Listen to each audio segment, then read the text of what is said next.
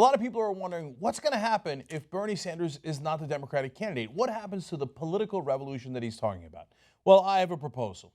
My proposal is that we continue the revolution, because this isn't about a candidate. This isn't about a cult of personality. And I don't mean Bernie Sanders. I mean the idea that the general media has of, okay, you're behind a candidate, Bernie Sanders. Oh my God, you're not behind him anymore. Who are you behind? Who are you behind? Now you have to get behind Hillary Clinton. No, that's not how it works. We're behind an idea. This system has been corrupted. It's corrupted by the private interests that finance it. They use those millions of dollars to buy off those politicians. That's what the political revolution is about. So I'm going to say something a little bit controversial here. I don't care that much about the general election. I know you're not allowed to say that. People say, oh, how dare you? This is the most important election of our lifetimes, which, by the way, is said about every single election. And these issues are so important. They are. But you can't fix those issues until you fix the system. So my proposal is that we fix the system. So how are we going to do that? Well, hashtag Team Revolution. Here's what it stands for. Number one, we don't fall in line. We don't work for you. We don't work for the Democratic Party. We certainly don't work for the Republican Party. We're not going to actively campaign for someone because we have to carry their water. Look, I guess that you're used to a media that does that for you. When you say fall in line, they fall in line. That's not what we're about. And I don't mean just the Young Turks or just the media. I mean the entire political revolution that Bernie Sanders is talking about. They don't just, a revolution doesn't go, oh, cult of personality and a Democratic Party that is part of the establishment. We must now fall in line. That's the opposite of a revolution.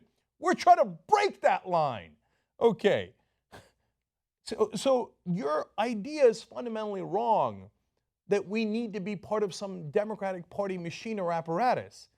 We don't like that apparatus. I know it drives you crazy, but what we're trying to tell you is it's not because it's run by evil people or you have to oppose a personality.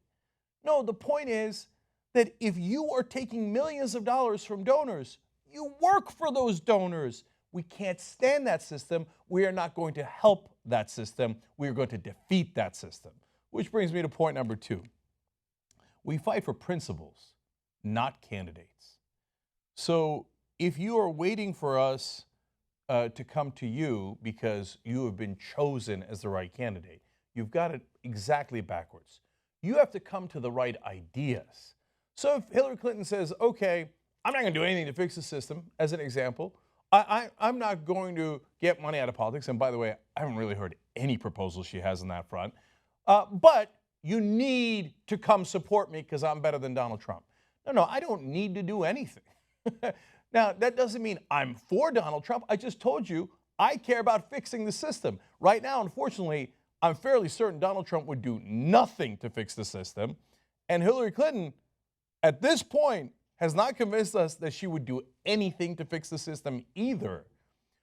So one way that you could get our support is by joining the revolution. And that doesn't mean that you have to do something crazy or radical. Whoever wins is going to be the most powerful person on earth. You could say, here is my specific proposal to, for example, to get an amendment, to get money out of politics so that we can fix the corruption that is ruining the whole system. And you know what? It's my number one priority. I'm going to get it done. You think I can't get it done? Well, I told you I'm pragmatic, I'm practical, I can actually get things done, and I'm going to get this done. I'm going to show you how I'm going to get it done. I'm waiting for that. Now, if any candidate is on that side, fantastic. We're not just opposed to things. We would help you 100%, whether you're at the local level, the state level, or the national level. But you've got to prove it out, and you've got to be genuine about it. We're not about candidates. We're about principles. If that bothers you, that's not our problem. That's your problem. Point number three, we fight for real change, not incremental change, not, hey, wouldn't it be great if instead of starting 3 wars, we started 2 wars? Or instead of getting your kids an opportunity through free education, we got them a grant that pays for 10% of their education or 25% of their education, and they got to work for 2 jobs. No, we're talking about equality of opportunity. But again, Those are all issues that can be solved once you fix the underlying problem. Real change you fight for not just at the general election, you fight for it in the primaries, and not just in elections, but you fight for it legislatively, and you fight for it in the grassroots. Look, my proposal is an amendment, because an amendment is the most real change there is. There isn't anything they could do about an amendment.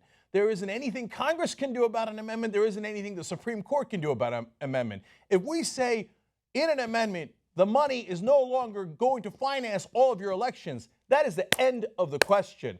That's a real change. Now, look, the Founding Fathers were geniuses in 1,000 different ways. One of the things they put in the Constitution is an ability to fix itself. They built revolutions into the Constitution. Remember why? Because they were revolutionaries.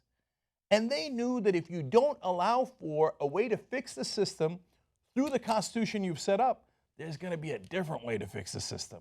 And they didn't want that. They wanted you to be able to fix the Constitution yourself through amendments. They believed in amendments so much, they passed 10 immediately. Those are your Bill of Rights. The Founding Fathers did that. So it is incumbent on all Americans to fix the system as we go along. And right now, we have a monumental problem. We privately finance all of these campaigns, and then unsurprisingly, those politicians work for those private interests.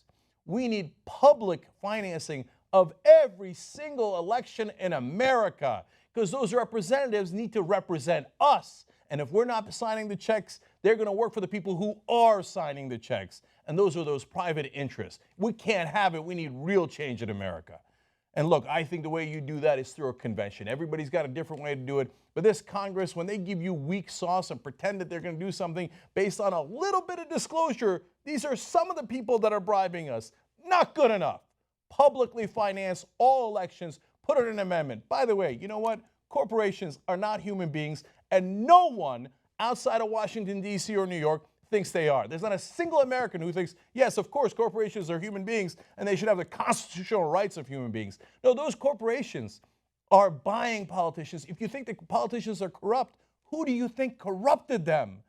The rich, and some of them are perfectly fine. They have good interests at mind, but we shouldn't be run by the rich. We should be run by all of us. It's supposed to be a democracy. And of course the corporations are buying the politicians because it gives them a great profit and a return on their investment. We've got to put an end to that system and be the country we're supposed to be, a democracy. And finally, here's the last rule of the political revolution. We stick together. They want to break us apart, and they want to make it a cult of personality. They want to say, oh, who are you going to support, candidate A or candidate B? They want to distract us. That's not what we're going to do. We're going to keep going until we get that real change. So stick together, understand what we're fighting for, and it isn't about any one election. It's about systemic change. Team Revolution.